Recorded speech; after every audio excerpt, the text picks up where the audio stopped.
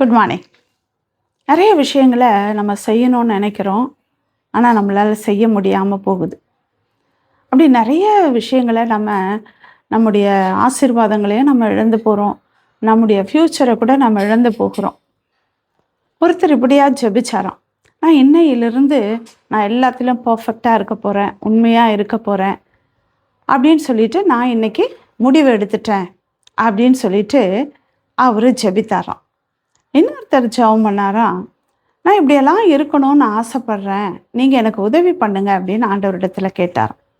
இது ரெண்டுத்தில் உண்மையான ஜெபம் எது அப்படின்னா, நான் முடிவு எடுத்துட்டேன் அப்படின்னு சொன்னதல்ல, நான் செய்யணும்னு விரும்புகிறேன், ஆண்டவரே நீங்கள் எனக்கு உதவி செய்யுங்க அப்படின்னு சொன்னார்ல, அதுதான் உண்மையான ஜெபம். ஏன்னா இன்றைக்கி நிறைய நாம் என் பலத்தில் நம்முடைய காரியத்தில் நான் இதை செஞ்சுருவேன், நான் இப்படி இருக்க போகிறேன், நான் இப்படி நடந்து கொள்ள போகிறேன் என்று சொல்லி நம்முடைய பலத்தினால நம்ம செய்கிறதுனால தான் நம்ம விழுந்து போகிறோம்.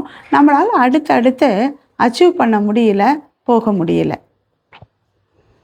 பேதுரு கூட அப்படி தான் சொன்னார். ஆண்டவராக இயேசு கிறிஸ்துவை பார்த்து அவர் சொன்னார், ஆண்டவரே நீங்கள் எங்கே போகிறீங்களோ நான் அங்கே வருவேன், இது மாத்திரம் இல்லை உங்களுக்காக என் ஜீவனை கூட நான் கொடுப்பேன் அப்படின்னு சொல்லிட்டு. உடனே அவர் தன்னுடைய பலத்தினால சொன்னார், நான் இருப்பேன், நான் உங்களோடு இருப்பேன், உங்களுக்காக ஜீவனை கூட கொடுப்பேன் என்று. ஆனால் ஏசாமி சொன்னார், அப்படியா, இன்னும் கொஞ்ச நேரத்தில் நீ சேவல் கூகுறதுக்கு முன்னாடி என்னை 3 தரம் மறுதளிப்ப அப்படின்னு சொல்லி.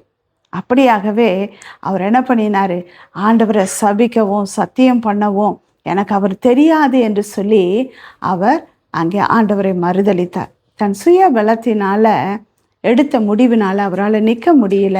ஆனால் ஆண்டவருக்குள்ளே நாம் எடுப்போம் அப்படின்னா நிச்சயமாக அந்த காரியத்தை நாம் செய்து முடிப்போம்.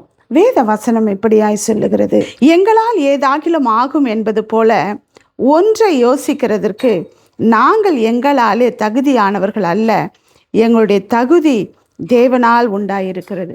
நம்முடைய தகுதி எல்லாமே தேவனால தான். என்னால் தான் நான் சம்பாதிக்கிறேன், என் பலத்தினால நான் படிக்கிறேன், என்னுடைய இதனால தான் நான் இப்படி முன்னுக்கு வந்தேன் என்று சொல்வோமானால் நம்ம விழுந்து போவோம்.